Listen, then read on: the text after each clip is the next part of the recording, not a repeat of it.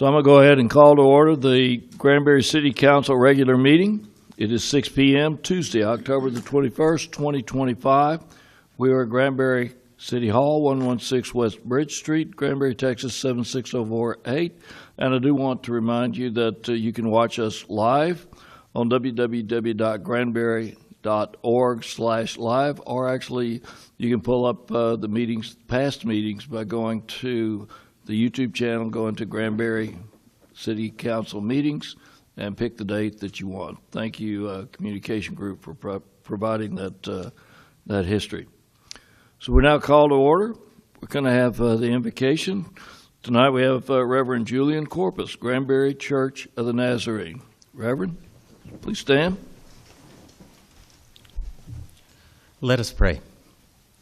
Most gracious and heavenly Father, we come before you this evening with grateful hearts for the gift of life, community, and the city we call home, Granbury, Texas. Thank you for the beauty of this place, the people who live here, the opportunities that you have given us to serve one another. We ask your blessing upon this council as they gather to make decisions that will affect our neighbors, our families, the stranger among us, and our future. Grant them wisdom beyond themselves, clarity in thought, fairness in judgment. May their actions and their words be filled with integrity and unity and the sincere desire to seek the good of all.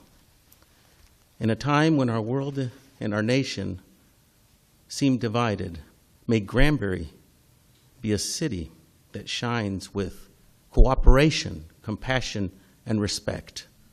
Remind us that true leadership is service, and that peace and prosperity come when we work together with humility. Lord, we dedicate this meeting to you. May everything done here tonight honor your name and benefit the people of this city. In Jesus' holy and powerful name, amen.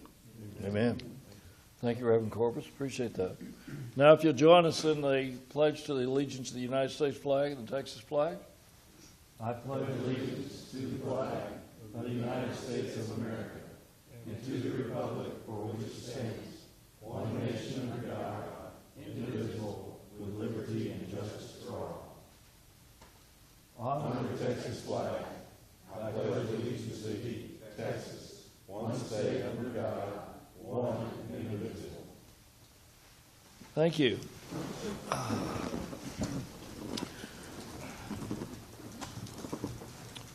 We have a report about the Hood County Road Bond Program, and the gentleman that's going to be delivering that report is stuck in traffic. How poetic. But so we will just delay that report until he does come, because he is on his way. He is well prepared, and I want to hear what is going to be said. So I'm going to go ahead and go to 4.2 and look to Mr. Kaufman here, see if there's any encouraging statements tonight. So I got a phone call early this week.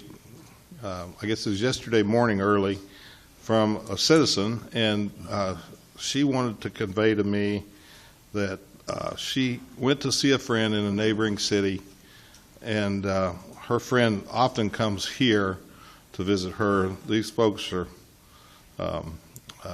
well into their retired life, and she wanted to express that her friend in our neighboring city was so in love with our community because of how clean it is. And if you look around, you can see how clean it is. Sure, there's an occasional bag of trash blows out of somebody's truck on the highway and it gets cleaned up.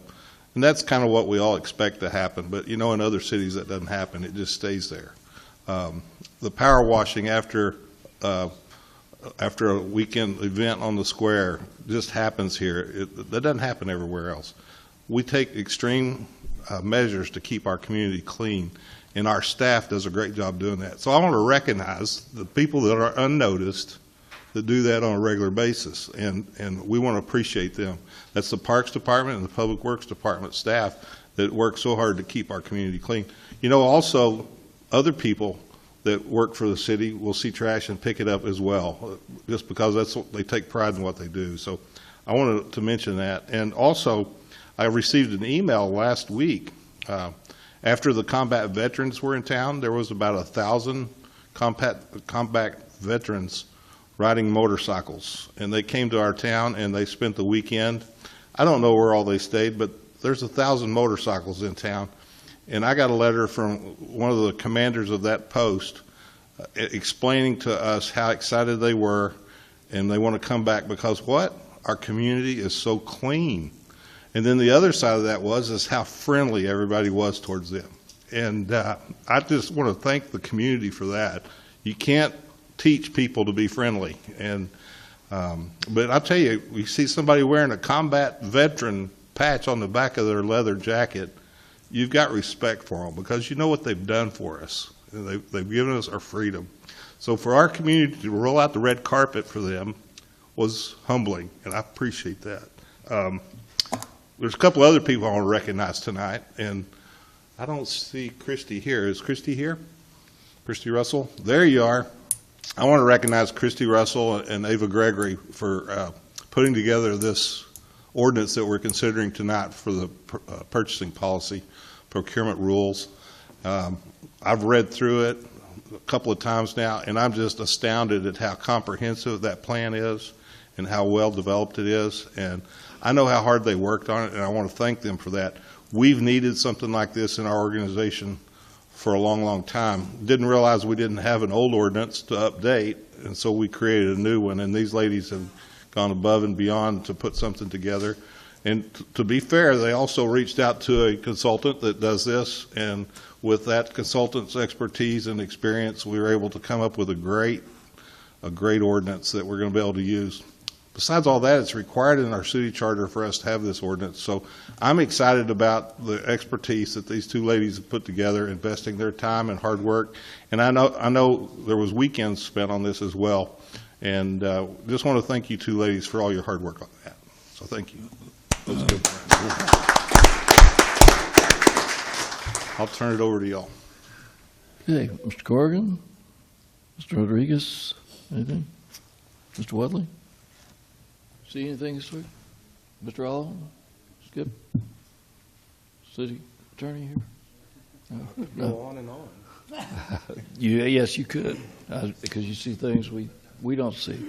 I wanted to comment about the Christmas lights that we're going to have back this year, and not so much about the effort and the planning and the just the challenge that I know that went into putting those lights on the ceiling, or on the what do you call it? Little Courthouse. Yeah, I know it's a courthouse. Okay, what's that little thing on the top?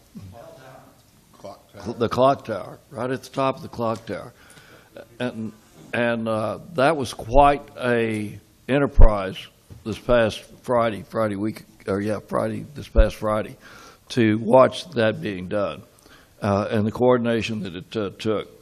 But it took me back to 3 years ago when, I think it was 3 years ago, Mr. Kaufman had the guts, literally, to pull the installation crew off of that watchtower because it wasn't safe, knowing that we're going to get a lot of backlash from the community by not having those lights there. And that backlash did occur. We did hear it. We heard it. But I want to congratulate Mr. Kaufman and say thank you again for having nothing more than the safety of our employees in mind when you said, well, we're not going to do that. And then I'll thank you and your crew again for the 2.5 years it took to find an engineering company that had the insurance and the skill that could come do this. But this is going to be a glorious Christmas when those lights come on. Mr. Kaufman. Thank you, Mayor. It was a unique situation. I just got to brag, and we will do a proper recognition at another meeting after the lights are completely installed. The contractor that's going to install the actual lights will be here November 4th and 5th to install those lights. But the infrastructure is in place. And if you saw what they used to do the project the right way, you'll understand the safety concerns I had with the installation of the way they've done it in the past. So we're excited to get that done. And while I'm thanking people, I want to thank Michael Ross for knitting all those details together and making it come together. And so we're excited about that. Thank you, Michael, Deputy City Manager, taking the ball and running with that.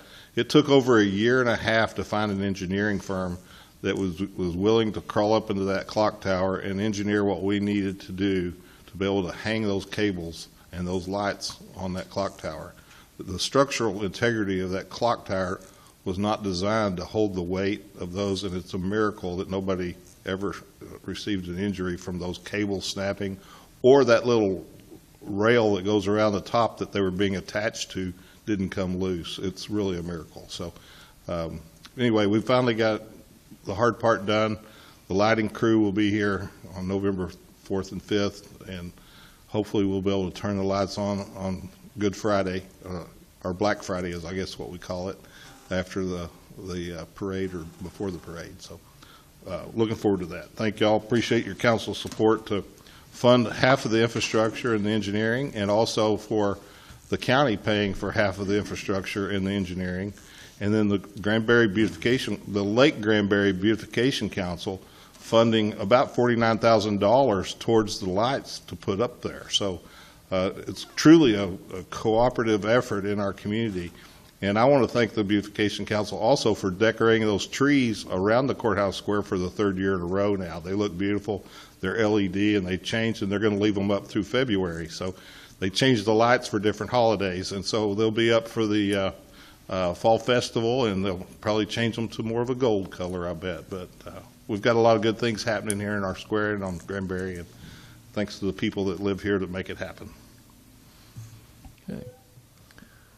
Okay, thank you. Mr. Rodriguez? John. Yeah, I see that Mr. Poster has worked his way through the traffic. Apparently, it must have broke loose right as you hit 377. I guess. Yeah.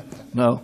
Well, Mr. Poster, we are ready for you. If you would like to come forward and report on the Hood County Road Bond Program. Let me just take a minute. Go ahead, take your mic and get it where you need it. It's on for you. This is John Polster with Innovation Transportation Solutions. He's been working for the city for about 4 years now, helping us knit the funding through TxDOT and all the obstacles that we're having to try to get our project on 377 going. And because of the relationship we have with him and what great work he's done for us, the county embarked on his services to provide leadership in what they're attempting to take care of. So I asked him to come and share with us about the county bond program, and let the council ask a few questions if they have any, and we'll go from there. Thank you for coming, John. Thank you. I love Granbury. It's great to be here once you get here. So I'm going to go over our bond program, and it's both the road and the jails, and then I'll take any questions. Where do I point? Anywhere? Try her. That's where her computer is. Maybe it'll click. Is it the bottom There button? it went. Oh, okay. Thank you. So this program started. We met with all of the communities within the Hood County area and the affected folks. Then we asked them what their hopes, desires, and dreams were, and then we came together. And then, okay. And so a lot of the work had been done. We actually started working for the county in July. So going from July 1st to August 12th for a call-in election, you can imagine there was a whole lot of legwork that had to be done. But a lot of the reasons why this bond program was something that the county started working on is because of the fact that the condition of the roads that you live in, you already know. But there's the county's growing, the traffic is increasing. These roads were designed mostly for farm to market, and their repair is in a less than positive state. So Hood County population as a whole trending has been going up. Average rate of 2% in the early years. We're now moving closer to 9% over the last 4 years, and we've seen a 37.5% growth in Hood County since COVID. So from 2000 to 2024, this is basically just saying the same thing. The population grew between 63 and 80 to 89%, and then from 24 on, it was it grew 9% over that 4-year period. So the rest of the growth in the United States during that 2020 to 2024, we went and looked. The rest of the United States was growing at just a little over 1% over that 4-year period. So we're outpacing the country as a whole. Okay, so why? One of the things we get all the time is we've got some TxDOT roads, and Granbury, y'all are the poster child for helping. The same work y'all are doing on 377 is what the county wants to continue to do on other roads. And the reason why the local governments get involved with helping the state on their roads is because the majority of the traffic in your community typically drives on state facilities. Federal funding has been falling over the last 8 years. State funding has not kept pace with inflation. So the legislature, when you talk to your delegation, they'll say, we gave you 7, 8, 9 billion for your region last year. We're giving you 7, 8, 9 billion this year, but they don't account for the fact that over from 22 to 24, there's been a 70% increase in the cost of project construction. So it's not keeping pace with inflation.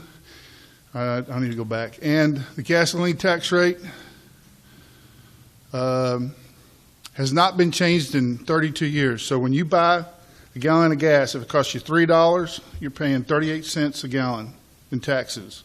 20 cents goes to the state, 18 cents goes to the federal government. Of that 18 cents, every dollar we give to the federal government, we get about 77 cents back. Whether you're paying $3 a gallon of gas or $4 a gallon of gas or $5 a gallon of gas, you're paying 38 cents, and that hasn't been adjusted since 1994. So try to imagine what you were making in 1994 and see if you can live on that today. So one of the reasons why we wanted to get Hood County involved is because Hood County is part of the Fort Worth District. The Fort Worth District has 10 counties in the district. One of those counties is Tarrant County, so they're the big kahuna in the playground. But there's also 25 districts statewide, and we just met with the Highway Commission chairman yesterday, and the prospect is not getting any better. And so basically the message he gave us yesterday is a message that we all know, is that if you're not in the game helping them deliver their projects, then they're going to go where people are helping them. And let me go back, sorry. And what we've done before and what we're continuing to do now, when you look at the bond program, every dollar we spend from the county level, we anticipate to get an additional $4 back from the state. So we're usually in for about 20% of the cost of total, and 80 cents on the dollar comes back from the Fed. So that's the leveraging. We don't just spend a dollar to get it to efficiently. We spend that dollar in a manner that will leverage $4 back from the state and the federal government. So people don't realize there's a regional government. That North Central Texas Council of Governments, they manage the funding, transportation funding for 16 counties. If you're not playing in the game with them, they can't help you as much. So we partner with TxDOT. The city, Granbury's been the poster child for getting involved and helping with the state and MPO COG to get funding earmarked towards projects we need. And now the county's coming into the game as well. Okay, seems like I'm beating this horse hard, but one of the things on the road bond side is you got dog years, people years, and highway years, right? So we can feather in the county's debt service, which they'll talk about a little bit more of that in a second, in a manner that minimizes any of your tax impacts, because we can keep it under your current INS. And so our growth rate in the last 4 years has been that 9.2%. And right now, the financial team calculates that their worst-case scenario is they're going to assume that after 2029, the county growth rate doesn't go any higher than 1.22%, and we're growing at 9.2%. So all of our assumptions on our tax debt service are based on really conservative issues, and we feel very confident that we're going to be able to overperform on all of those metrics. Okay, so if I'm going to talk about the jail for 2 slides real quick, because there's 2 propositions. Prop A is the jail, Prop B is the roads. The county went and hired an accounting firm to go calculate. They assumed they would issue the debt in 27 and 20-year note, so you're talking about 47. So over that 20-year period, they calculated the cost for status quo, which is don't do anything, keep sending your county inmates out of county for other counties to house them, and being at the mercy of whatever they choose to charge you. They just went up almost double last year, which made the whole jail issue that much more viable, versus issuing a $24 million bond, adding the beds, and keeping the inmates in county. So over the 2027 to 2047 status quo, the county at the some assumed rates of at least what we're paying now with some increases over time would pay about $251 million for the use of sending those inmates out of county for housing. The jail expansion is a $24 million note, but if you'll note that there's $31 million in that light blue. That's including the debt service for the 20-year period that note's on the books. So that's $31 million. $178 million is what it costs them to run the jail with the inmates in county. They don't have to transport them. They don't have to go grab them from Johnson County or Erath County and bring them back, transport them. It's a lot safer. In that scenario, the county, over that same 20-year period, if they build a jail, save the taxpayers $42 million over that 20-year period. So it's actually a savings to the county. So that's the jail, Prop A.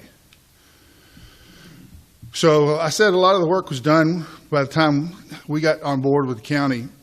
They had gone through, met with Granbury, all the cities within Hood County, and talked about their thoroughfare plan, incorporated it into a countywide thoroughfare plan, and then they went and met with the North Central Texas Council of Governments, which is that regional government, that you have to get your plan on their plan in order for your roads to be eligible for their funding. So Hood County went through all that process, started back early in 24. I'm going to get on that. And it resulted in this map. So in 24 is when they started it. They hired Tignall to do the master thoroughfare plan. And they've adopted it in March of 2025. Through that process, they went and met with the North Central Texas Council of Governments to not only model and to provide the county with what they think the roads need to be in 2050, because the MPO is always looking 20 years out. So when you give them a thoroughfare plan, they're currently in the Mobility 2050 time range. So they project out and they show you what roads you need in 2050 based on your demographics. So between July 11th and August 6th, we had workshops at Hood County. We went out and met in some of the communities, and we started iterating the bond program. We met with COG to get their idea on what projects they wanted to see us do. We met with TxDOT to see what projects they wanted us to do. And on August 12th, Hood County Commissioners Court voted to call elections for both the jail at $24 million and the roads at $125 million. So you can't see it, but we can get this to you. It's also on the county's website. I'll point that out in a second. We picked 4 on-system projects and then 5 off-system projects, but we're going to federally environmentally clear. On-system is a state road. If it has a number, US 377, F and whatever, those are state roads. The roads on the second tier off-system are off-system projects, but we're building them at a high enough classification that they warrant funding from the MPO with federal dollars. it's a classification issue, not a who owns it. So all these projects are going to be environmentally cleared so we can go after that 80 cents on the dollar from the feds and state. And so there's 9 projects. So we put together a map. We tried to be as geographically sensitive to the county and to also hit the critical mass projects that the MPO and TxDOT asked us to look at. You'll note it in the middle is the US 377 TxDOT Blue job. That job is the $127 million breakout at 377 and 144. It's fully funded, and we're looking at somewhere between November and December of 2026 for that project to go under the knife and go to construction. And the city and TxDOT and the MPO have a plan to extend those improvements further east with the certain different phases of construction and planning. And the county didn't put it on the bond program because all the advanced planning's been done. All of the engineering's done, and all we're now doing is working with them to get the utilities relocated, the right-of-way bought, and then get into the line for construction. So one of the first projects we looked at is what we've done in past areas. This is from Granbury over to Toller. We are taking intersection that have congestion, and we fix the congestion hot spots, and then later it's easier for the state to come in and build the main lanes or the general purpose lanes in between those intersections, because the intersections are the most expensive and difficult to do. So we are in for putting in the environmental clearance, the schematic, and then the construction documents for that project. And this is the 567 extension around where we want to extend it down to 144. And there is some question about why we're not continuing, and you get a loop 1 quarter at a time. So we're just doing this section first. Again, it's for the environmental clearance, the schematic, and the construction documents, which is always the first thing you have to do. They could give you, if they came in and said, here's $68 million, we still wouldn't be able to do any of the spending of that money until we did the environmental assessment, the schematic, and the design. So we're just starting on all that. So the Falls Creek FM 167 relief route, there is some tweaking that we're going to be doing on this because we had some meetings with the public, and they're concerned that, why you not widening 167. So we're going to go back to TxDOT. We're going to have a conversation with them, and we're going to see what the viability is, or feasibility of widening or improving 167. And then we'll go back to the community and say, hey, look, we're going to try to fix existing first, and then look to that in the future. So there may be some tweaking on this one based on what TxDOT tells us. Okay, so this is the SH-171 at the railroad. This was one of the only projects Crescent submitted. And if you've been out there, that road crosses a railroad at a skew. All we're going to be doing is doing the engineering to get it to be a 90-degree, and then we will apply for either a railroad grant or a highway safety improvement program grant and get it funded, but you got to have it designed to do that. Okay, so Strouds Creek connectivity. This is a multi-use project. It's to make some connections in this part of Precinct 1, but it's also to raise some of the low water crossings up out of the, not completely, but raise them up higher so that when it floods, these communities aren't completely cut off for periods of time. So it's a connection, and it's a weather-related connectivity project. And again, we're doing the engineering and the environmental clearance on it. Mitchell Bend. So Mitchell Bend is an ability to get another way across the Brazos River, and to tie it into the network in the county, and to give those people in that little south eastern part of the county an ability to get somewhere in the county without having to go out of the county, if that makes sense, because the river keeps them from doing that without having to go all the way south. Misty Meadows extension, this was just an extension because there's a high school, a lot of stuff going on out there, and we're trying to get those neighborhoods a better connection to the schools that are in that area. And one of the more difficult ones that we're going to try to do is the Pecan Plantation South access, and apparently before my time, there was a drill, emergency drill for Glen Rose and the power plant, and half the people in that area had to go towards the power plant to evacuate, and so the county was looking to find a way to get a way out without having to go towards the problem. And so this was in their thoroughfare plan. We've done similar projects to this elsewhere in other counties, and so we have a concept that we're going to use with the Metropolitan Planning Organization, where we build a bridge and the connectivity using non-federal, non-state, regional, local funds. And then certainly last but not least, and this is when we're going to eat one chunk at a time, we're going to environmentally clear the whole corridor on this old Granbury Road, and we're going to clear it completely. And then as we get it cleared, then we'll come back, work with Granbury, work with the county, work with our stakeholders, and determine what sections of that road need to be constructed in the most timely manner. So clear it all, and then build it as you need it and or can afford it. And so early voting, I'm not telling you how to vote. I'm just telling you that you can vote at the Hood County Annex 1 through now the next couple of weeks. And then when you get that downloaded, you can actually read where the actual polling locations are. And I want to back up and let me see something.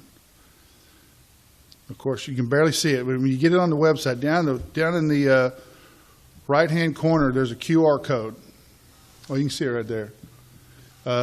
If you go and take that QR code, it takes you right to the county's website where all of this material is available to you. The thoroughfare plan, the jail expansion financial analysis, and the county's bond council, financial advisors analysis on the impact of the tax rate. So it's all there, and we drive people to that website.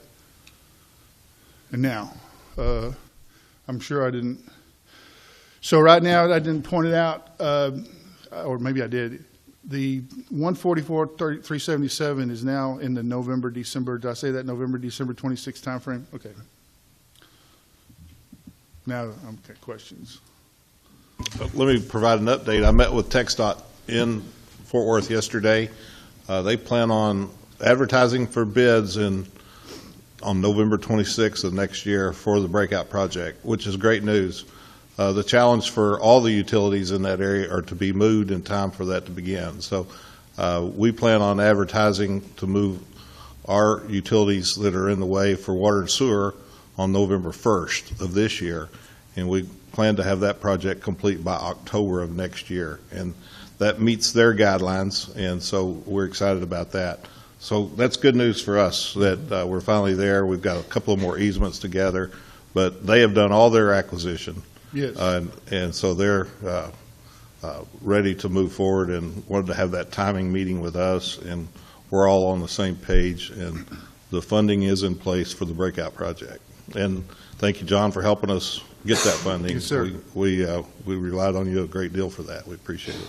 And of course, everybody working together, sending a unified message to TxDOT, to the commissioners in Austin, that this is the project we want, helps as well. If we send a mixed message that we don't agree on whatever projects we're working on, it won't happen.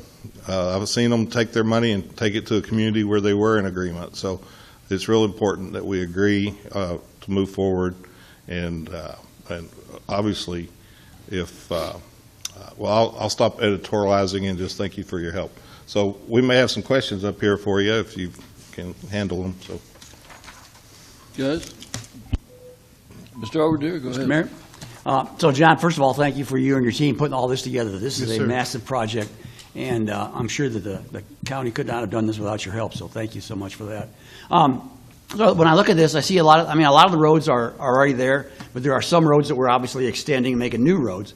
But are there safety issues that this is going to help create or eliminate some of the safety issues with the current roads? So our intent is, if we can add capacity to these roads, if we can make a lot of the intersections in like 144 carry more traffic with the innovative designs, we found that the EMS responses are quicker, the ambulances are quicker, you are able to get to police responses faster. So part of the safety issue on these roadways is to increasing not only their throughput, but their predictability and reliability for your fire, police, ambulance, and EMS services.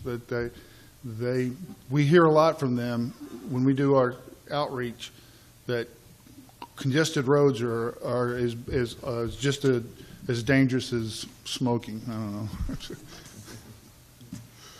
Okay. Mr. Oldham? John, thank you again for coming here today. I wanted to know, what are the benefits of doing a jail expansion now versus doing it later? So last year, I think the history is on the jail that they were really going to try to go big. But when you did the calculations, what it was costing the county, it didn't make sense. It didn't pan out financially. But subsequent to that, the county has come up with a more judicious use of redoing and reimagining the jail. And also concurrent was that Johnson and Erath County increased their rates for what they charge daily for their inmates, and it was without notice. And so just by taking that one calculation on what those two counties calculated their new rate to be, and you extrapolate that out over the 20-year period, it was clear to the county that was not sustainable, because increases, they can basically, once they got you there, pardon the pun, they're holding you hostage, right? Or holding you prisoners. So when the county asked a county company to come in and take that information and give us a sweet spot on what it is. So the benefits are, we don't have to transport our inmates into other counties, which is a safety issue for both the law enforcement and the public. The cost is saved because you're in housing them, and that calculation includes the future growth of needing new jailers, the cost to feed them and all that. That's in that 178. So when they did the math, they saw that it was going to save the county over that 20-year period $42 million. It was really something that they felt they had to do just for the taxpayers. Thank you. Mayor, Go ahead, Mr. Gordon. I noticed that the 377 is not listed on the road bond program. Is there a reason why? Yeah, then when we first put this out, that was the first question we got like 20 times from everybody is, our worst problem isn't showing up on the list, so you guys are idiots. Y'all can edit that out. But the reality is what we've done, and we went and met with those people on the 167 bypass, and that's what they're arguing, and we pulled up all the incredible work that Granbury and TxDOT and NPO has been doing, and we showed them the plan that we have, and that not only is it a good plan, but we have one of the projects coming out of the ground in about a year, and that there is already a path forward on that, and now the county wants to come and build on that success that the county and that the city and TxDOT has done on 377 itself. So it's not there because it was such a big issue that the city and the NPO and TxDOT, y'all took the bull by the horns, and we have a really solid plan that's going to deliver that project. And if we need help in the future after the first breakout, if we're successful with the bond program and the voters trust the county, we can always be there for the next phases as well. Mr. Wadley. What is the county's current debt service, and how do these bonds add to the debt service? Okay, so I've done 14 road bond programs over about a 30-year period, and the counties have been in various disarray or various ranges of financial stability.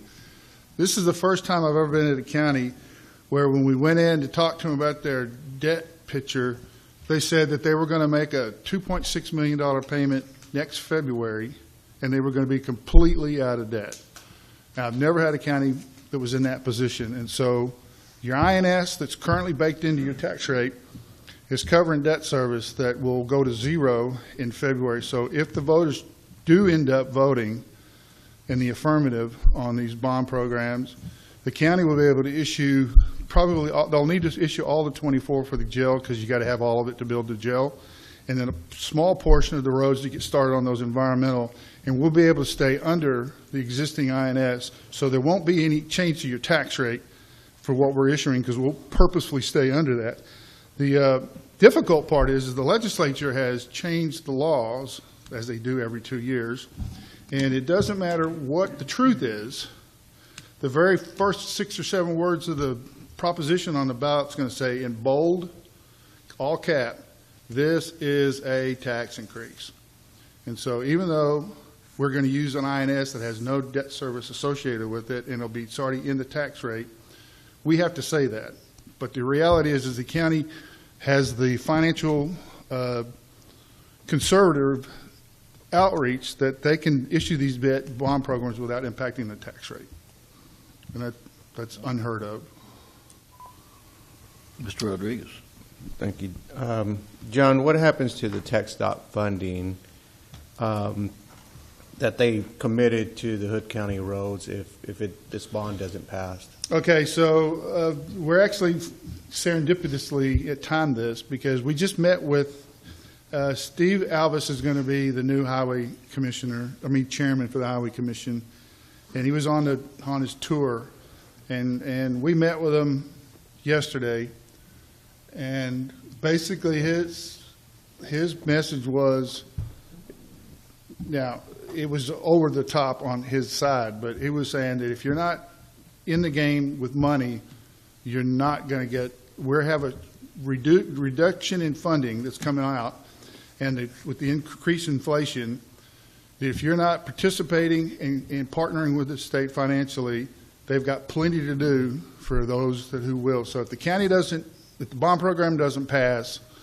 it'll be very difficult for any of these projects to get done, because if you look at the prices, our bond program, even if it passed, it wouldn't cover probably 2 of those projects if we had to pay for it all by ourselves. So without the state and the federal government partnering, we can't do these. And without our share to get into the game, because we're competing against, internally we're competing against Tarrant County, externally we're competing against Dallas, Houston, Austin, and San Antonio, we won't be in the game.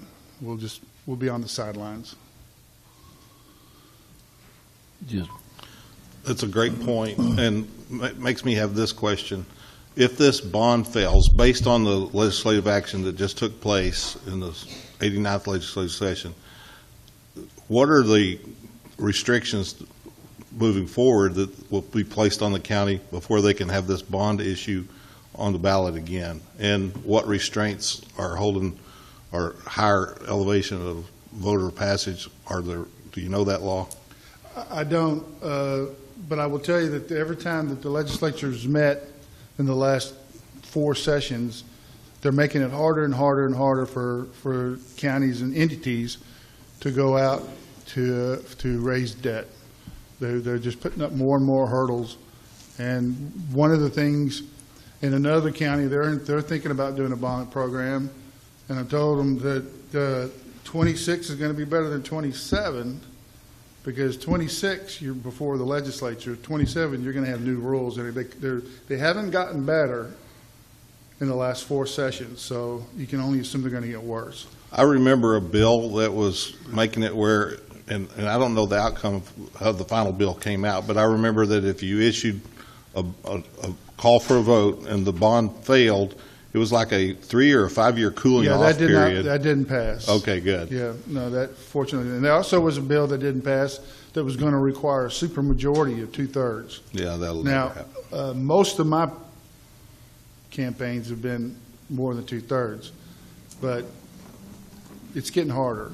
Yeah. So, which that's a whole other conversation, is why the legislature seems to be wanting to strip the local government of any authority, but then giving them all the unfunded mandates to implement. Mr. Rodriguez. John, there's a big difference when it comes to financing bonds between the city and the county. I just can't. You got to go before the voters with the county bonds, and for the city, it's a little bit different, isn't it?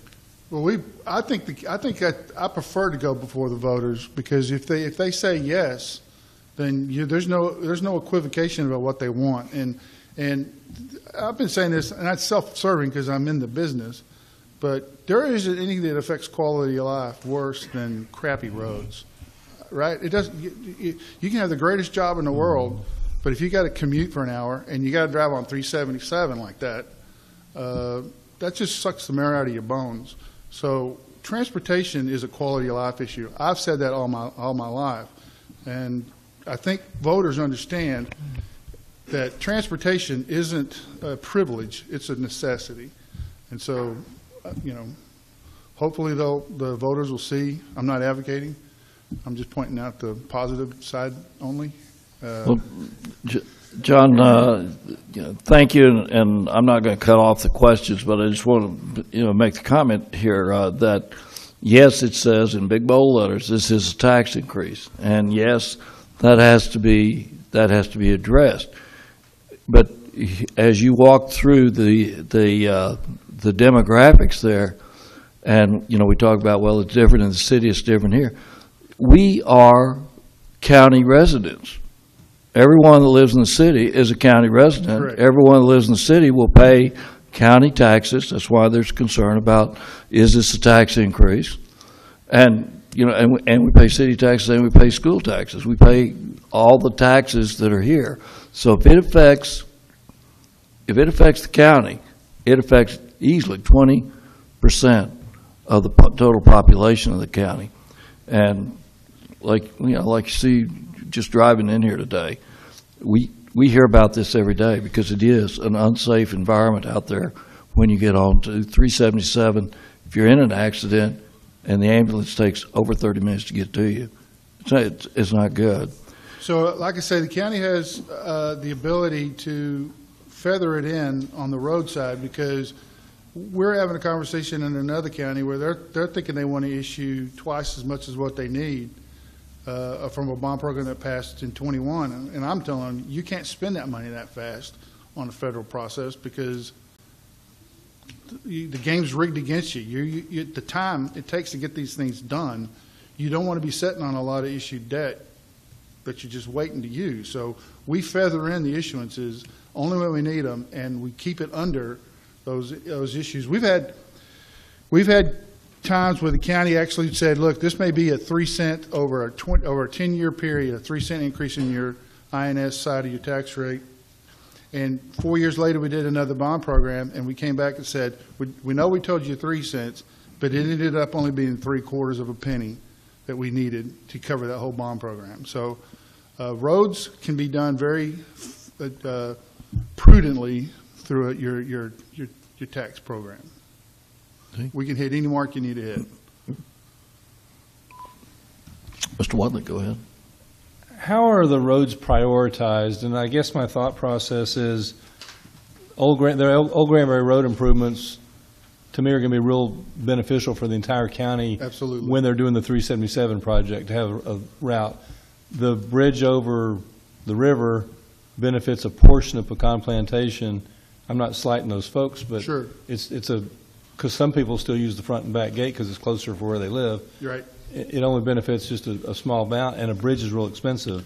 Again, I just Old didn't know how Granbury, Old Granbury Road is going to be in the top first issuance regardless, because it's Old Granbury Road. And you're exactly right. Our intent is to get ahead of it so that when those other phases come on 377, you have somewhat of a release valve on Old Granbury Road. But the answer to that question technically is, if it passes in November, sometime around February, March, we'll know what we know, and then we will look at what it does to the tax rate. They'll give me a number on saying, this is what we think we can issue, and stay under that INS number for debt service, and then we'll prioritize.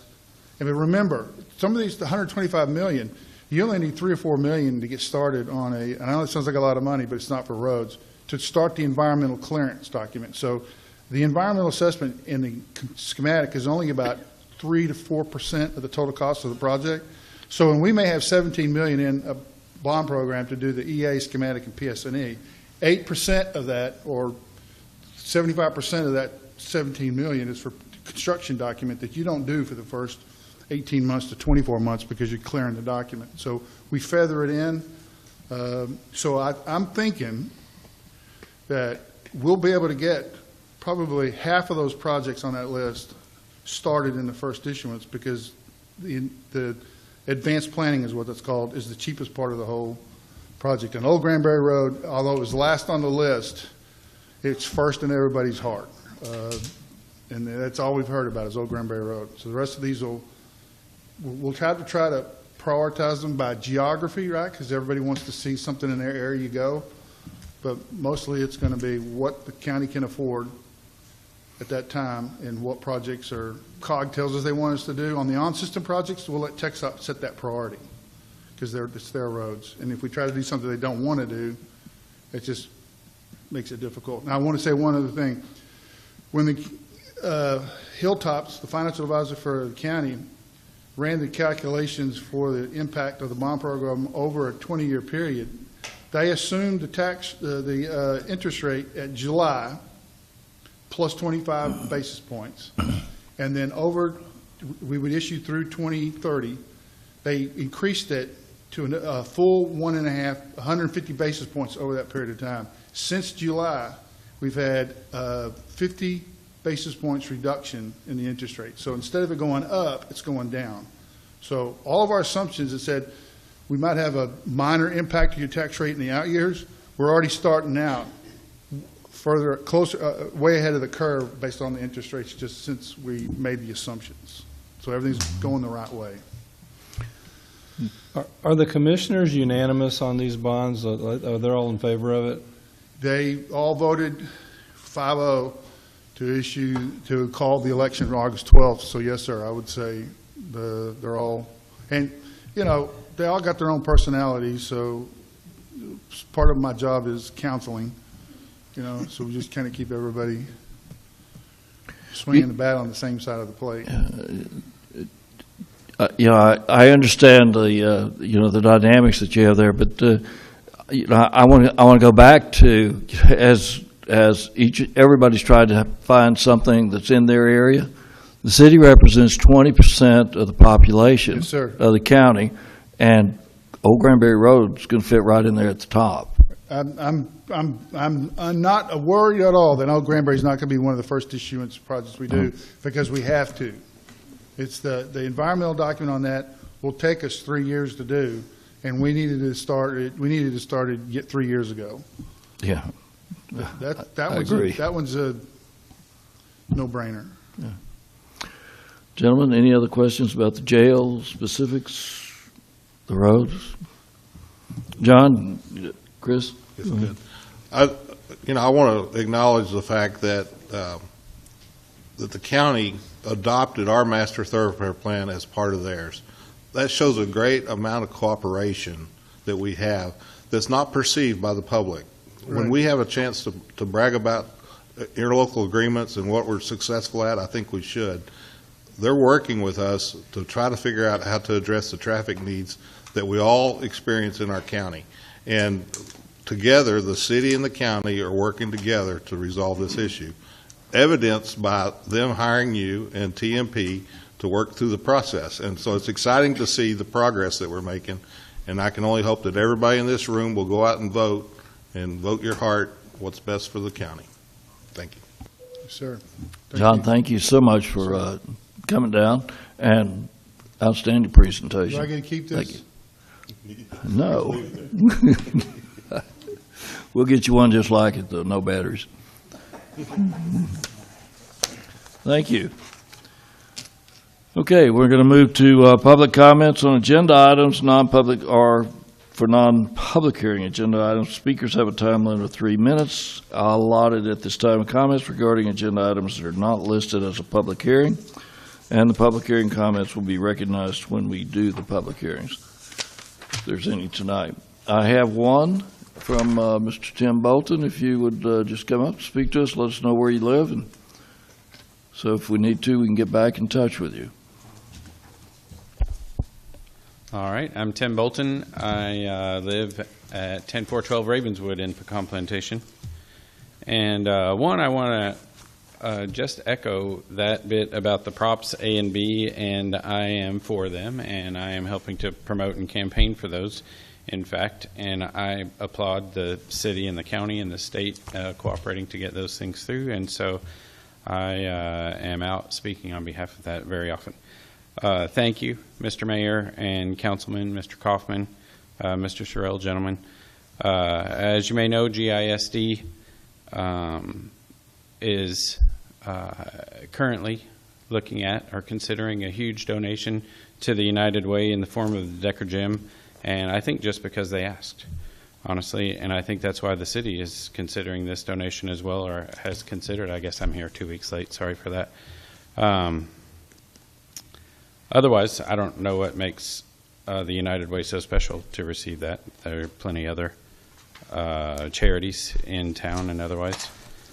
So I don't know where this ends. I don't know if every charity in town is eligible for this sort of handout, or if the county or the city can really afford to give that away to every 501c3, and if not, then why not, and why is the city choosing winners? On what criteria does the city accept or reject such a request? Would political organizations, because you know that I'm a precinct chairman for the Republican Party, and so I wonder if political organizations would be considered, even political organizations with which you may or may disagree. How about churches or mosques, for that matter? I might argue that United Way is a political organization. In fact, it's certainly politically polarizing, if I can say that. So I don't know what part of the budget is going to be amended today to accommodate that donation, or what city service had to make a sacrifice: the Parks Department, the Police Department, Code Enforcement, IT. I know that my challenge, again, it comes 2 weeks too late. I'm sorry for that. But I want to add that if you build it, they will come, if I can borrow from Field of Dreams for a moment. And I want to remind you guys that you're all Republicans. And I say that from a Republican perspective, again, because I'm a precinct chairman for the party. And as Republicans, we know that liberals never solve problems. They need problems to keep going. They need to give a fish away a day and then just tell them to come back tomorrow. So I think it's a dilemma that you guys have to weigh, and I don't envy that decision that you have to make, or that is under consideration. I think adding services to the city's indigent attracts more indigents, which calls for more services, which attracts ever more indigents. I'll relate to you that my kind neighbor decided to feed 2 stray cats, and they became 10 stray cats, and then 20. My time is up. I'm sorry. All right. Thank you. Thank you. Appreciate it. Okay. Do we have anyone else? Ms. Walker? No one else? Okay. All right. Consent agenda. Number 6, all items on the consent agenda are routine or previously discussed items will be approved with one motion. However, should a member of the City Council wish to discuss any item, said item may be removed from the consent agenda and considered under the deliberation agenda. Gentlemen, do you have anything that you would like to have further discussion on the consent agenda? I heard Mr. Bolton's questions here. I believe that the city has done a, yes, sir. Mr. Mayor, I would just, in response just to that, just if we want to pull 6.10, just to discuss where the funds are coming from, might be helpful to the. Mr. Overdeer would like to pull 6.10. He interrupted me before I could get there, so I appreciate that. We will pull, and I think that there will be, we can alleviate some of these concerns or issues. All right? So do I hear a motion to pass the consent agenda 6.1 through 6.9? So moved. Mr. Wadley, do I hear a second? Second. Mr. Holland makes a second. All in favor say aye. Aye. All opposed say nay. I hear no nays. That will pass 6-0. So we'll go to 6.1. Beg your pardon? 6.10, 6.10, yeah. Consider adopting ordinance number 25-69, amending the operating budget for the general fund for fiscal year 25-26 to fund the utility contribution for the United Way of Hood County not to exceed $30,000. That was passed last session, so that's passed. Now, we have a discussion on moving the funds from, let's see, I have it on this next sheet here. 3 sheet, yeah.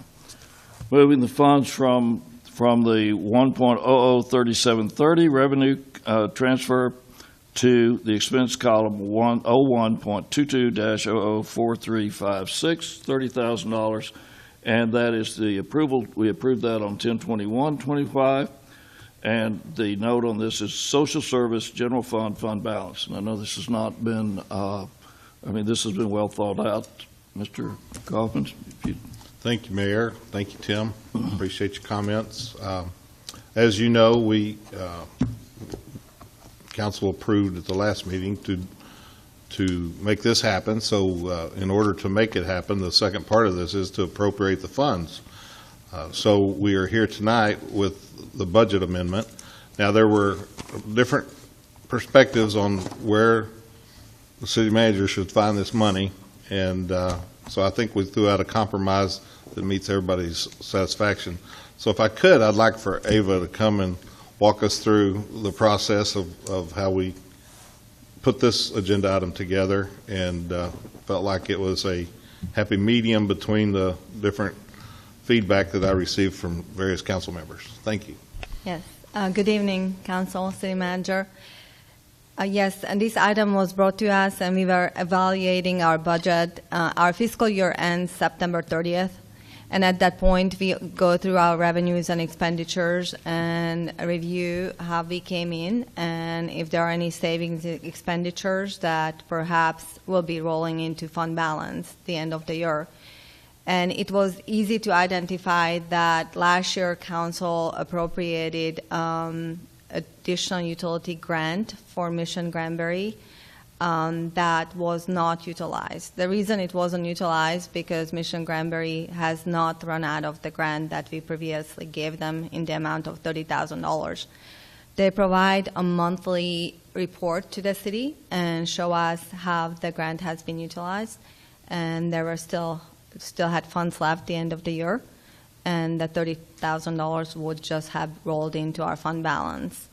And because this request was very similar for utility to offset utility expenditures, we are recommending that this $30,000 would be reappropriated to United Way to help with their utility expenditures. Okay. And for those that are in the room that don't know what that grant program is through Mission Granbury, I would like to expound on it. During the COVID issue, and we had an extreme number of utility clients that could not make their payments and could not pay their utilities. And so instead of us beginning a program to give some kind of utility funding relief for those that were experienced because of that disaster, we contracted with Mission Granbury to administer a grant program on our behalf for our customers, not all the customers in the county, just our customers. And so they already have the means and the wherewithal to vet those clients that need assistance and limit how much assistance they receive as well. And so we, as a council, voted to do that agreement with Mission Granbury, and we have since continued that with them every year since then. Now you can see that there's not an abuse of that money at all because they're being very careful how they roll out those grant funds. But they didn't ask for another drawdown on that funding last year, and so that's why we have the surplus from that line item that we propose to use for the United Way this year. Does that help? Mm-hmm. Other questions, comments? Mr. Overdeer? Just to reiterate what we kind of hashed over a couple of weeks ago at our last meeting, was that this is, what we're doing with this utility contribution is, it's up to $30,000. And so it's for the 12-month period from October this year till September next year, the fiscal year. And if they use $20,000 worth of utilities in that period of time, then they get $20,000.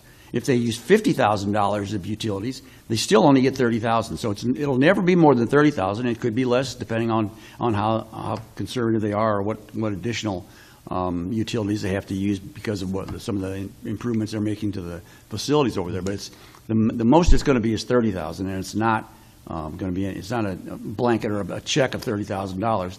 It's whatever they actually use up to $30,000. Okay. And I would note that what Mr. Overdeer just said, this is dollar certain, not to exceed, and it's date certain, not to exceed. And we did not open the 2026 budgeting process again and affect revenue or expenses on either side of the budget that we've already approved for 2026. These are monies that were available because of the 2025, thank goodness, not having to be used by the Mission Granbury.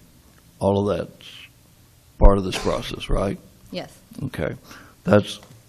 And we have an agreement, and there's other discussion. Okay. So we have an agreement with the HUD, or with the United Way. We're going to provide the $30,000, and we have a process for making sure that we get that without opening the 2026 budget. And I keep reiterating that because we really want everybody in the community to come forward when we do our budgets and be a participant in that process. And if there is something that is, you have to ask. Come ask, but come ask when we're doing the budget process so we don't have to reopen it, which we really, I don't think we can do that, can we? No, I don't think we can do that. All right. So do I hear a motion to approve item 610, which is to consider adopting ordinance number 25-69, amending the operating budget for the general fund for fiscal year 2025-26 to fund the utility contribution for the United Way of Hood County not to exceed $30,000. So moved. Mr. Rodriguez, do I have a second? Mr. Overdeer seconds. All in favor say aye. Aye. All opposed say nay. I hear no nays. That will pass 6-0. We'll go to the deliberation agenda. Number 7.1, consider adopting ordinance number 25-70 to approve the City of Granbury procurement and purchasing policy. Thank you, Mayor. Before I turn it over to our Chief Financial Officer and Director of Finance, I would like to just, again, echo my earlier thanks for the hard work that they've done putting this procurement policy together. It's very thorough. It addresses the law. It addresses the spirit of the law. It addresses ethics, and I'm very pleased that we have it. And the exhibit A, B, and C are most crucial parts to it as well. So I'll turn it over to Ava at this point and let her walk you through this. Thank you, City Manager. We are excited to present you the purchasing policy. The city has had a purchasing policy, but it just was very simple, and it definitely needed to be updated. And as Mr. Kaufman mentioned, we hired a third-party consultant, very experienced procurement agent, used to work for the city of Plano for over almost 30 years. And she has helped us to review the policy, helped us revise it, and we are today able to present it to you. It's a comprehensive guide for all of our employees, and it outlines the authority levels and references applicable laws that we need to follow. Along with the policy, we are presenting you an ordinance that adopts the policy, as well as grants the city manager authority to contract for expenditures under $100,000. the best fit for our city, it was determined, is a hybrid model. That means that we are allowing departments up to a certain threshold to conduct their own purchasing and with a centralized oversight.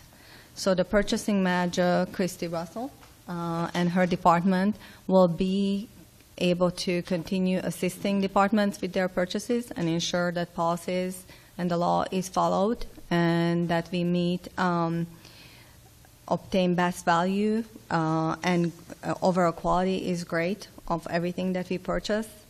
The city manager will exercise oversight on procurements over $25,000, and the council retains authority to for procurements over $100,000 that will be presented to council. The policy has very many sections. The section 2 of the policy outlines the purchasing thresholds. Purchases under $3,000 can be directly sourced out by the departments. From $3,000 to $25,000, again, the departments can start the purchase process, but it does require 3 written quotes, and there has to be an attempt to conduct 2 hubs. Hubs are historically underutilized businesses. We will be providing a form to aid with this process. Purchases from $25,000 to $50,000 will be very similar to purchases to the previous threshold I just mentioned, with the only exception that before the purchase can be even made, or before we can even move forward with obtaining the purchase or placing the purchase, the city manager would have to approve that. Purchases from $50,000 to $100,000, same as the previous threshold requirements. We need written quotes, 3 written quotes. We need approval from the city manager. We need to conduct hubs. But at this point, the competitive bidding law does not apply. However, it will be utilized if it's the best interest to the city.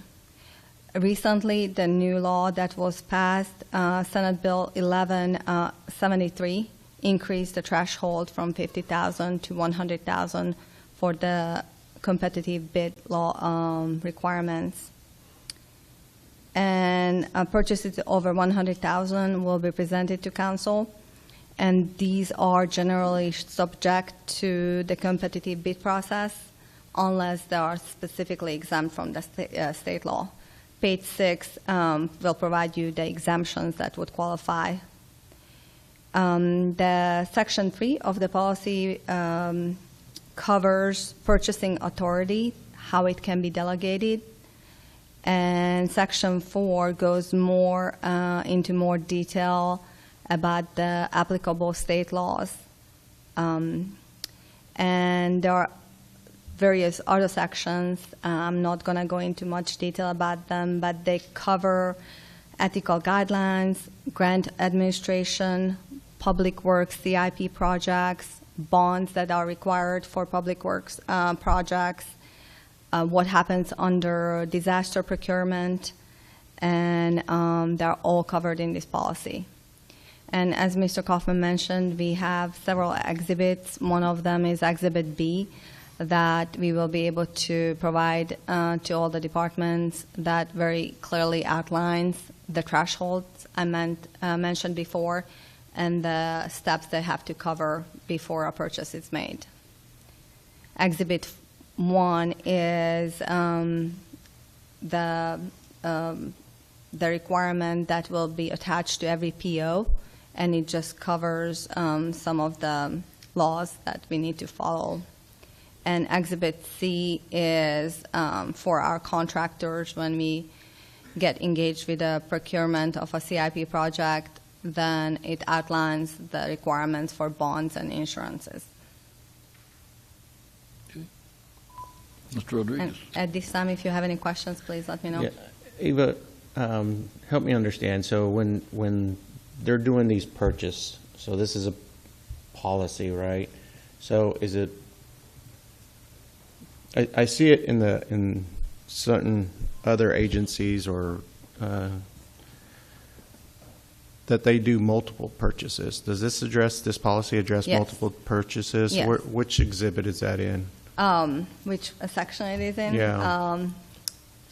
Because good I was, one. I just couldn't find it, because Yeah, in some cases, let's take for instance, an example of a department that wants to order office supplies, and then they make a purchase of office supplies, and then they do another purchase of different office supplies. Right.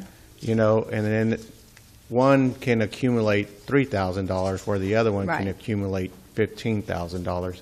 Does it address those type of goods and Yes, services and it products? does. I can tell you top of my head, even though I read this policy 10 million times, I feel like exactly what section addresses that. But that's where Christy comes into place. She is monitoring that very closely. So we assess, and if you have anything you want to add, Let me- Christy, please feel free. Let me add something here. Okay. This policy will provide us the ability to look at our office materials, purchase materials that we're going to need, office supplies, buy them in bulk on a bid-type basis, have them in our warehouse as we currently have, and distribute them as needed, so that you don't have one director calling up Amazon and ordering a box of pens and a box of markers and a box. We've got a warehouse of stock material, and this policy allows us to procure that in the best method possible. So we're not trying to allow employees to go wild on what they're wanting to get because whatever, so it's more structured than what we've done in the past, and it also allows for more competitive bidding. So we can look and say, okay, we used 50 boxes of paper last year. So we know that during the course of this next year, we're going to need about 50 boxes of paper.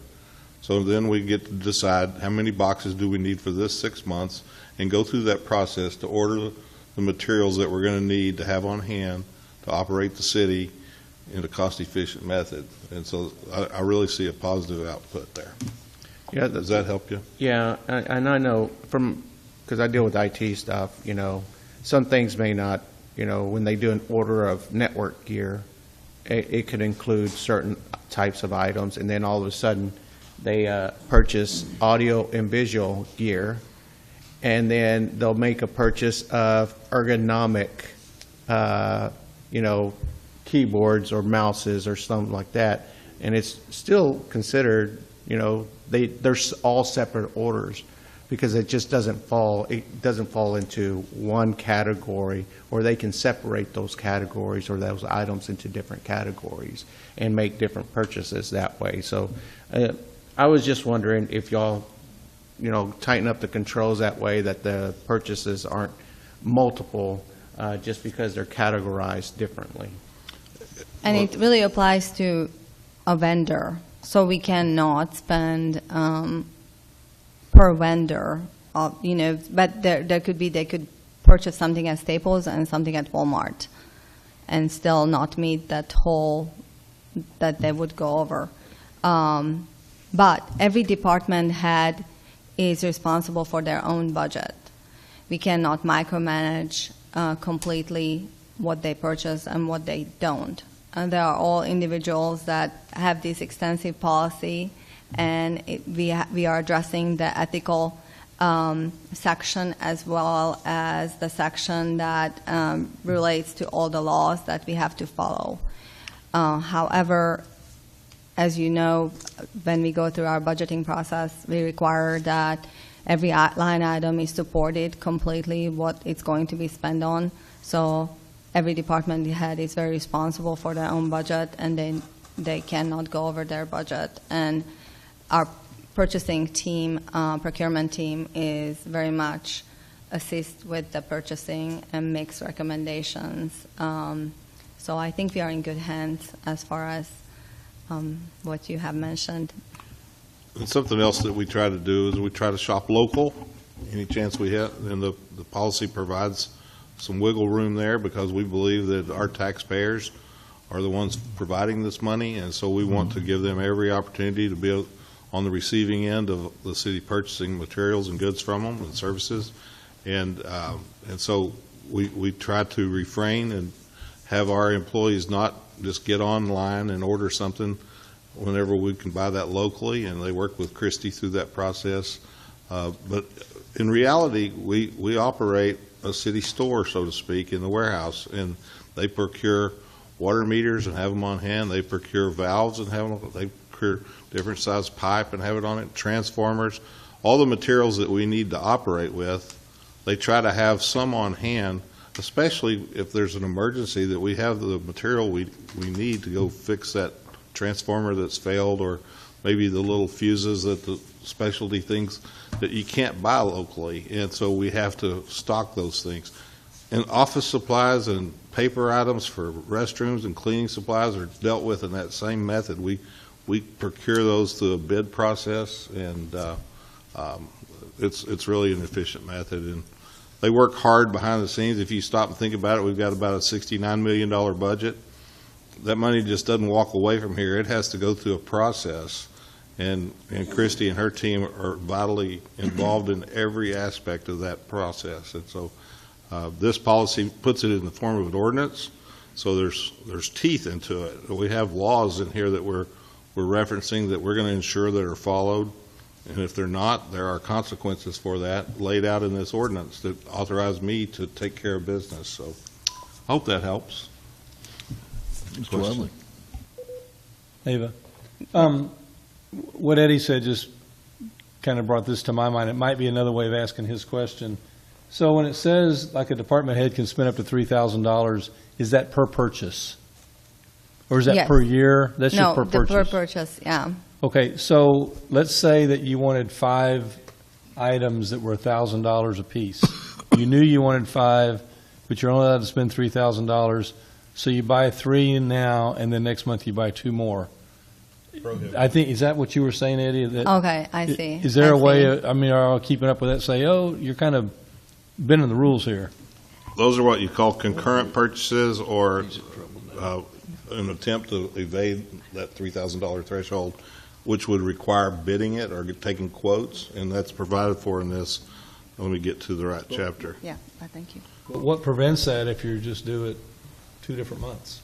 2 Everything. different purchase orders? Yeah. Well, that's so- Christie's job to Yes, catch it. and she is very strict. You could ask every department head who is here. They're dealing with Christie. They really are very careful, and she's all over purchasing. So she pushes back. She asks questions, and sometimes are difficult. I know that. I have heard that. I have had department heads call me and try to talk to me, and I am like, sorry, you have to go through Christie. So yeah, she does really, really well, her department, her staff, to push back and monitor and ask questions. So you have that limit, but it still goes through a purchasing process where there is Yes. review. Yeah. You can't just go buy what you want. And- No, they can't. Got it. Yeah. And I also review every payment that's made for this city. I know that's a little micromanaging. I do it from behind the scenes. Nobody knows I'm doing it except finance. And when I see a director misbehaving, I deal with it if that happens. The bottom line is we've got now an ordinance before us that, if adopted, will enable us to discipline that employee for violating that rule. And so we're trying to be careful what we do. Our team has been doing a good job. I don't throw any stones at anybody for doing, stack procurement or dividing it out so I don't have to go through this process. It's now the standard. And so with this ordinance, it makes it written down as the desire of the city council, pass this ordinance, which is now a law that we're going to provide for. It was a policy, didn't give me or Ava much room to argue the point, but now then we have an actual ordinance that says this is the way it's going to be done, and the expectation is to follow the ordinance. And that's totally true what Christy is saying. Of course it is true, but we do supply the AP report to Chris each Friday or Monday for the previous week, and he reviews it, and I never know what kind of questions he will ask. Sometimes he asks me, what is this $500? Why do we buy tires for this department? Didn't they just get a tire like a couple months ago? And I'm calling Christy. I'm like, Christy, now Christy's asking me about a $500 purchase. instead of a $5,000 purchase. So yeah, you never know what triggers his review and or questions that are triggered by his review. But yeah, so there are a lot of folds that purchasing goes through, and our entire approval process requires a lot of oversight as well. Well, and I'll just say my name is on those checks that get sent out, and I want to know where that money was spent, what it was for. That's just my personal style of making sure I know what's going on. And it's not that I'm questioning everybody's stuff. I just want to make sure that those automatic check for under $5,000 gets signed electronically with my name on it and Michael Ross's name on it. It's good accountability for us to review that every week as they're going out to make sure, okay, we spent $2,900 for XYZ. I need to know about it, just so I check that off my mind that that's in our budget, because we drafted that budget together. We got blood, sweat, and tears in every line item of that budget. And if I see something that wasn't planned to be bought, then I say, what are we buying this for? Well, we didn't plan on it, we needed it, but we're taking it out of this, what we were going to use, so it all has to be balanced at the end of the year. And of course, accountability is a great function that we all have to provide for each other. Just my style. Mayor, Yes, Mr. Corrigan. I just had two questions. The first is, and I'm obviously not a purchasing expert by any means, but I noticed that there is an Exhibit B. There is opportunity for sole source purchasing. So for entities like the fire department, where they don't have like a direct or a director per se, I know they fall under Michael and he takes care of that, but does that apply to them as well, knowing that there are certain things that they would buy that no other department in the city would have to buy that only come from one company? Yes, it would. Everything, the entire policy applies to them as well. And Okay. if that's the case, Christie Purchasing Department will request a sole source letter or assist them to get one. That just would mean that's the only place we can purchase it from. Right. And if we have that in our possession, then we don't require additional quotes or requirements to check with other opportunities, other vendors, because we already know that's the only vendor we have to buy from. Okay. But if it's over $100,000, it would be still presented to council with the sole source letter. Okay. There's also provisions in this policy ordinance that discourages buying proprietary things. In other words, whenever we need to replenish or service it, we would like to buy something that's more generic, that it's interoperability. In other words, you buy a particular bunker gear. Well, you can buy bunker gear from just about anybody. But if you buy a particular bunker gear that has a special feature that no other bunker gear has, that could be a problem in the future. And so we would need to document that and vet that before we would make that procurement. Yeah. So say you want to buy most things, most technology crosses over, and you're not committed to one particular. One vendor for, say, spark plug, for your engine. You prefer the NGK spark plug over the Champion spark plug. Well, in our world, you don't get to choose, and so you get the one with the best value for the city.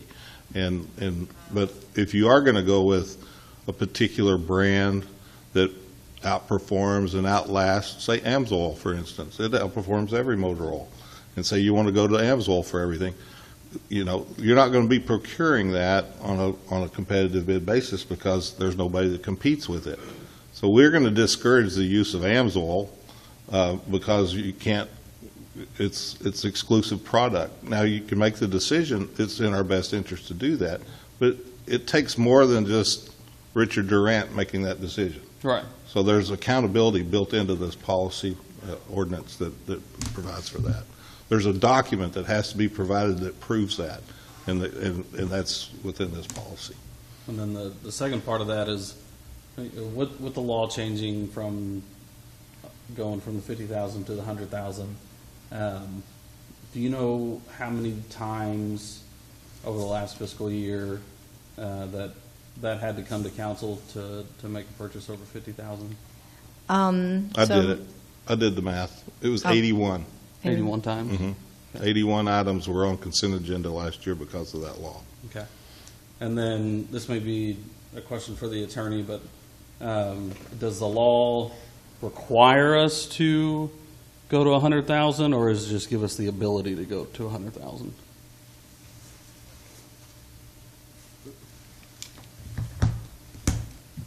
Ask me the question again. Does the law require us to bump from the 50,000 to the 100,000 threshold, or does it give us the ability to? What do you mean by bump? So like right now, anything over 50,000 has got to come to council for approval. Oh, okay, okay. No. Yeah, we're talking about two different issues here, right? So the bill 1173 that was passed, what that does is the procurement requirements went from 50 to 100,000, and then it used to be for hubs it was like 3,000, some odd number like 30,000. Now it's 3,000 to 100,000. That's what the bill changed. The procurement requirements, when things had to go out to bid, and how you reported certain contracts. Certain contracts have to be reported, filed with the Secretary of State, things like that. Some go to the Comptroller's office, various things. The policy aspect of that is actually set out in the charter. Chapter 7? Am I right on that one? 7 something, 7, 12, 13, 14? I haven't looked at it in a minute, but one of those sections grants you the authority, the council the authority to set the limits on purchasing. So two separate things. Procurement gets bumped up to 100,000. Mm-hmm. That's when different types of bidding take place.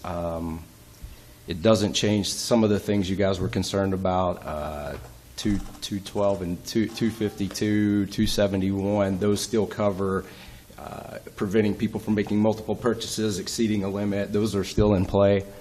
But if I understand your question correct, you're asking as a policy for the council, does what comes to council have to be 100,000? Right. No, the council, per the charter, can set the limit. It can be $1 or $5 million. The majority of this is about the change in the law for procurement processes, but whatever you establish the limits at, as far as what comes to you for whatever level of accountability or whatever you're concerned with, you guys can determine that. And we actually did not have an ordinance in place before, where there was a policy, and that's why you have this ordinance now, because we picked up in the charter we were supposed to have an ordinance probably some years ago, 30, 40 years ago. And so you have this ordinance now. It's a policy put in as an ordinance, and so it is affecting the procedures, how things are done. Most everything is I say most everything, everything that's in there as far as the purchasing, the contracting, the requirements, those all comply with 1173. Those are all good. To directly answer your question, the charter says you guys set the limit, whatever that number is. Whatever you want it to come before the council. Yeah. Right. Yeah. Did that answer? Yes, it did. Thank you. I guess my only concern is, I understood the policy as best that I can. It seems like, and this is not necessarily a Granbury issue, I'm not so much concerned about things happening here specifically that are a problem. You guys do a great job at catching whatever issues may come up, or making sure that things fall in the budget correctly. But from an overarching state down issue, it feels like over the last decade, the state legislature has gotten significantly more anti-local government, and it feels like they are passing laws that hinder our ability to bring funds in while equally saying we're going to give you more latitude to spend. You can never assume someone's justification or what their thought process behind that is, but it feels like they're giving cities the latitude to hang themselves if they are not doing things appropriately. So out of an abundance of caution, I would just ask everyone to consider what we as a council want that threshold to be, to either leave it the same or bump it up to the 100,000. Other comments, questions? Mr. Rodriguez, Jeff? No? I just had one question, Ava. On a 3-year contract, $50,000 each year, that would have to, Mr. Kaufman would have to bring that to council? Yes. Because it's the total on that? Yes. Okay. I heard your comments, Mr. Corrigan. Did you want to make an amendment to this motion to change those dollars at this point?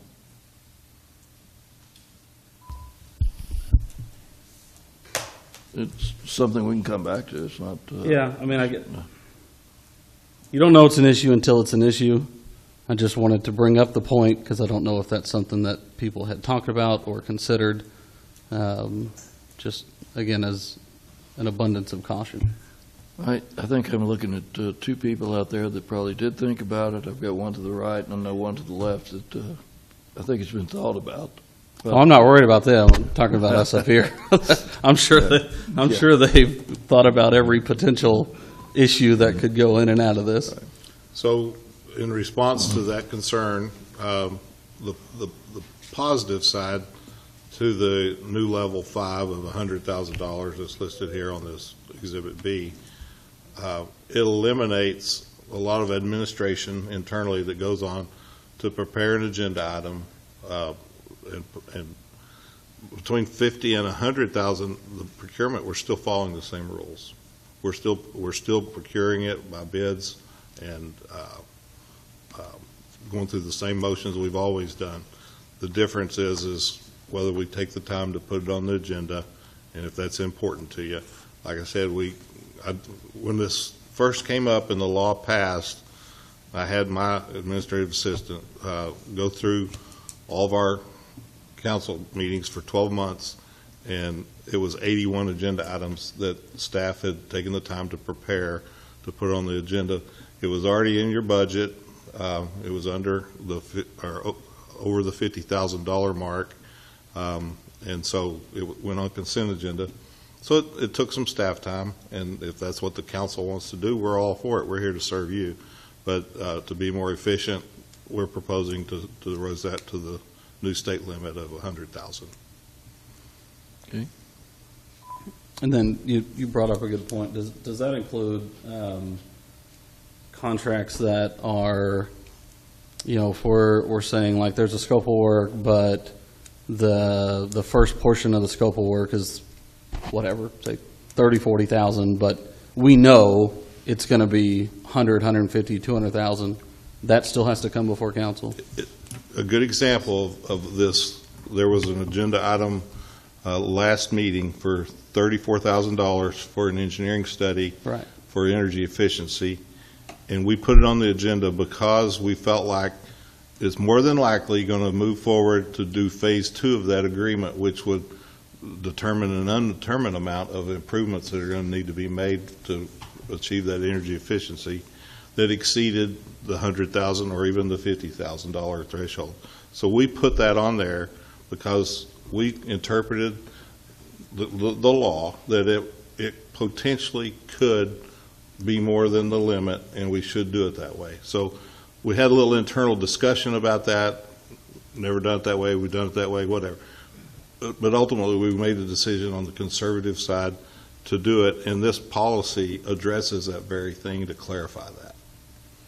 So it would be on your agenda if it's a concurrent purchase, a concurrent project. In other words, if you're going to remodel this building, and you know that you're going to remodel this room, and you know you're going to remodel the hallway down the hall, and all that's going to be more than the $100,000, you should put it on the agenda for council to approve the whole project instead of piecemealing.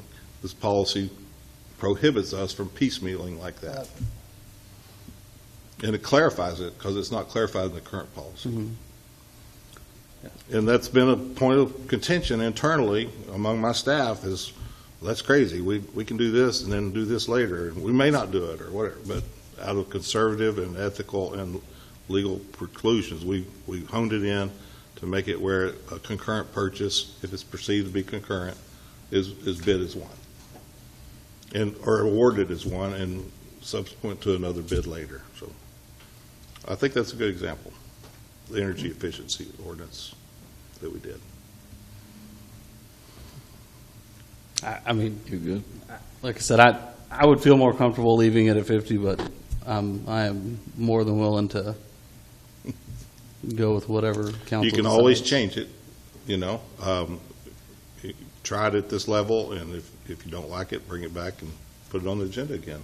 Or change it tonight, leave it like that. If you want to change it back to the level 5 next time, you can make that change. Completely up to y'all. We're looking forward to having this ordinance in place to be properly operating the way we need to be, whatever limits y'all establish.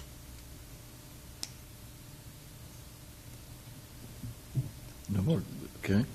Here? No.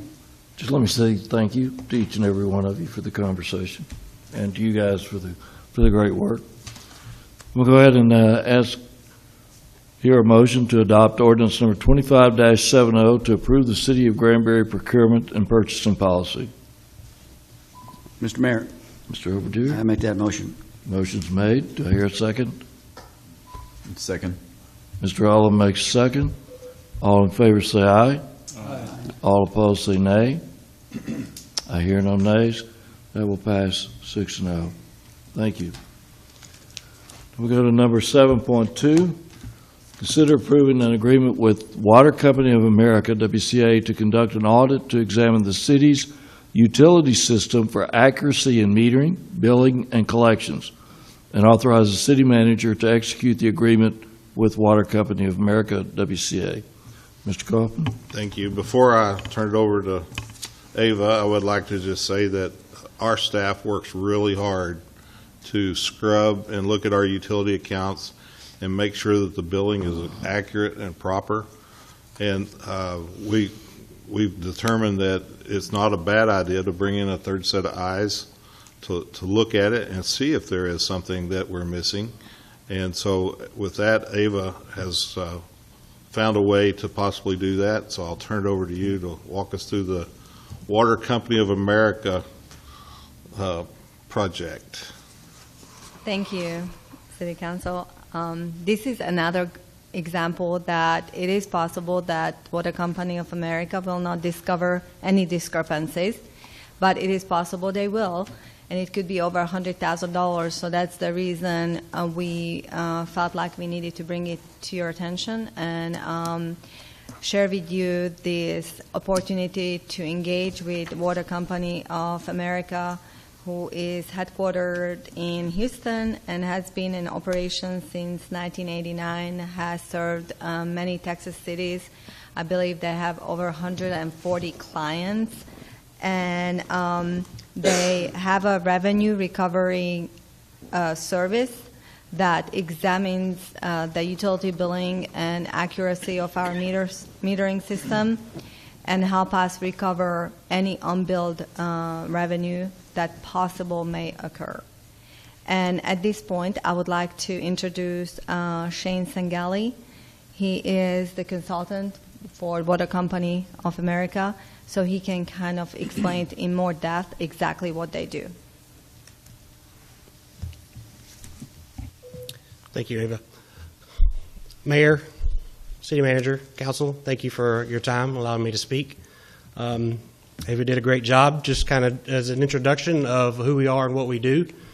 Yes, Water Company of America, been in existence since 1989. Very first contract that we did was the City of Houston. Since that time, we have done 140 plus contracts with about 14 of those in the last 2 years here in the state of Texas, with utilities from as small as Commerce, Texas, which has 3,600 utility accounts, to as large as Beaumont, Texas, which has 43,000 accounts. Our program comes in and we do a quasi-audit of the utility billing system. We're specifically looking for errors in the system that could cause a bill to go out incorrectly, resulting in a loss of revenue for that service, whether it's water, wastewater, and in some cases in other cities, drainage and garbage, if they collect that themselves. What we find is there's no cookie cutter method that we can use when we go into a city and say, you guys have this particular system in place, these particular water meters in place, we know that you're missing revenue here. It's different pretty much everywhere that we go. Sometimes it's outside city limits customers that are paying inside city limit rates, in the case of Beaumont. Sometimes it's wastewater that is not being collected. They're being billed for water, they're not being billed for wastewater. In the case of Hot Springs, Arkansas, to the tune of $40,000 a month. Sometimes it's a simple error in a rate code, a meter size that might be incorrect. A number of different things that are out there. Most of the time, it's caused by human error, right? The last time I looked around this room, every one of us is human. I don't think any of us are AI just yet. I know that I fat finger something on my phone every single day. And the clerks who are setting up accounts and the people that are entering data in the field as far as meter sizes and meter readings are always prone to make a mistake. And that gets passed through. As the city manager said, Ava and her staff have done a fantastic job of identifying what they can in-house with their own staff.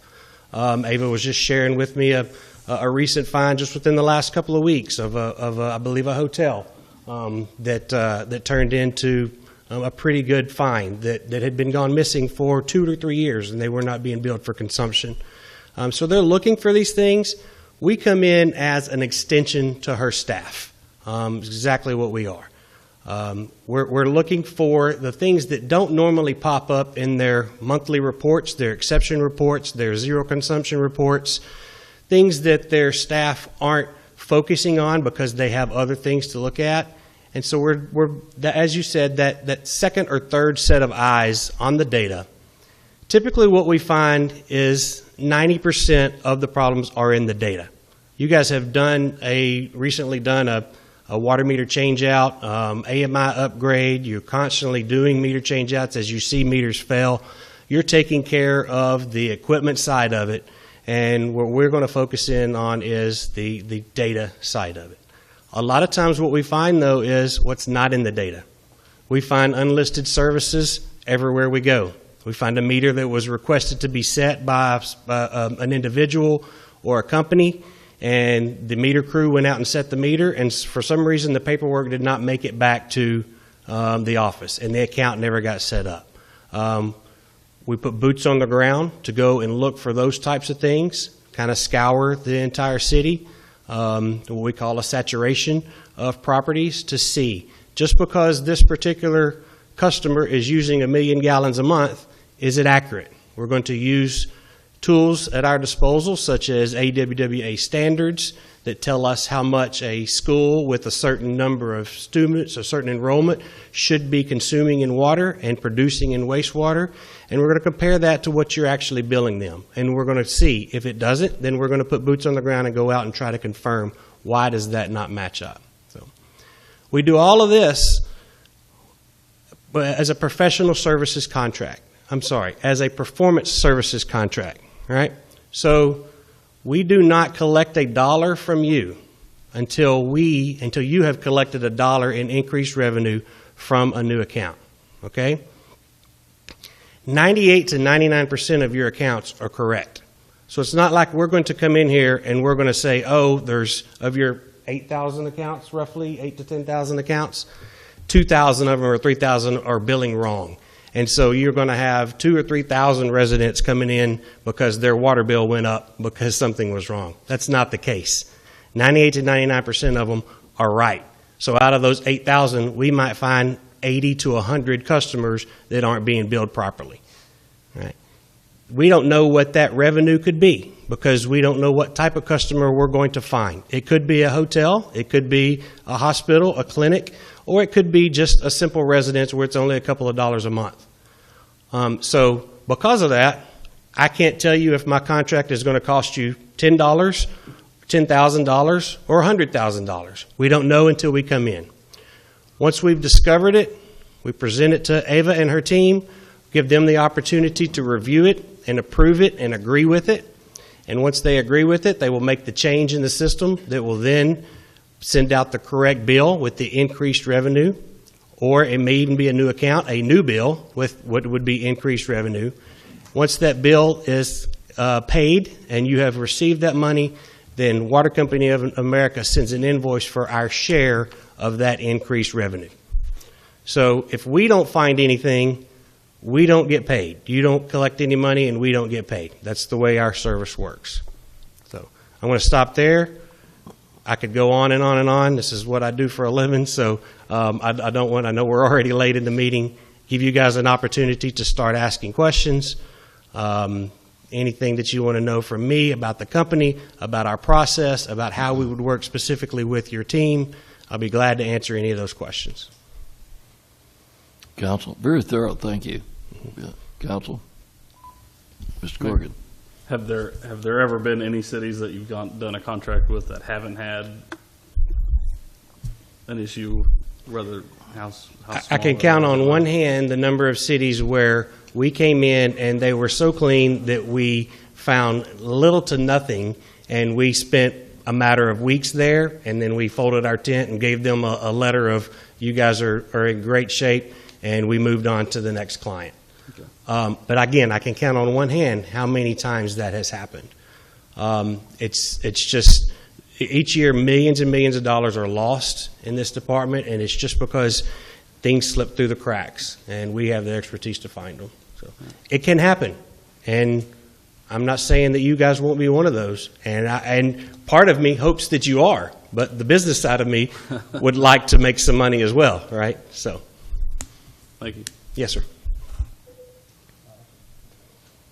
Other questions? Go ahead. Just one quick question, and this is probably more of a question for Ava, but if for some reason they come out to my house and they find out that I've been underpaying my bill by $100 a month for the last 2 years, do I then owe you $2,400, or are you just going to start billing me an extra $100 from now forward? In your case specifically? Yeah, sure. So we can both answer this question.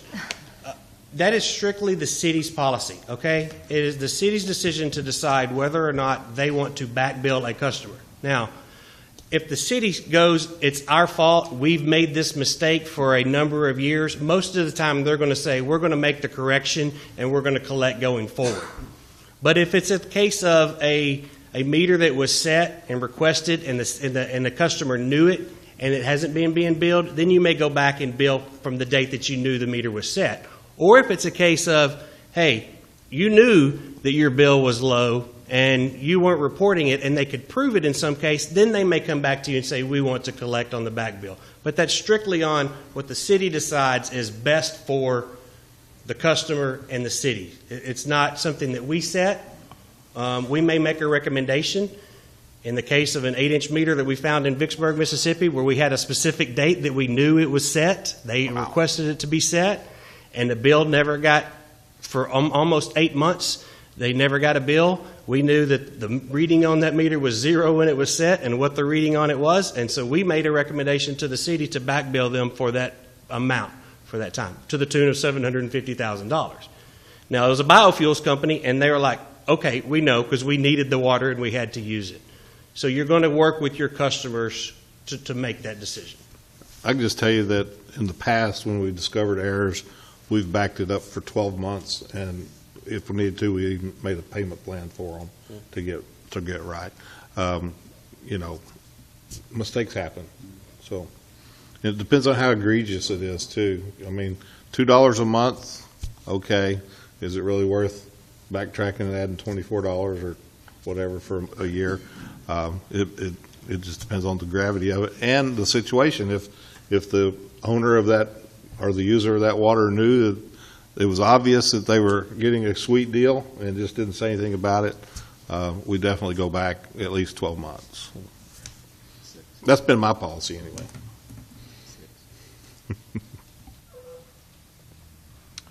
Others?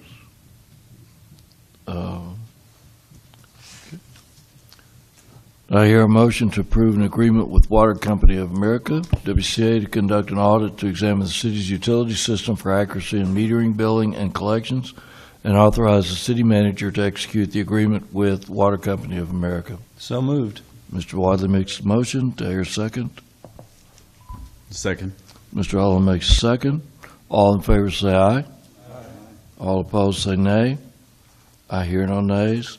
That will pass 6-0. Thank you Thank for you, your time. gentlemen. Good. Thank you, sir, for staying with us. Appreciate it. All right.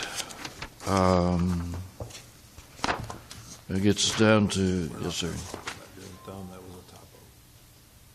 Okay. Okay. All right. We will have an executive session. I now declare that the Granbury City Council is convened in open session. All members are present. City Council will go into closed session pursuant to provisions of Texas Government Code in accordance with the authority contained in the following sections. 551.071, consultation with attorney, pending or contemplated litigation. 551.072, deliberation regarding real property. And that's going to be the okay. 551.087, deliberation regarding economic development. Okay, so we are now in executive session. I now declare the Granbury City Council reconvenes in open session. There was no action taken in closed session. All council members are present. Anyone have any items, any comments, discussion? None? None? I hear no one having any more discussion, so there being no further business, I announce the meeting adjourned.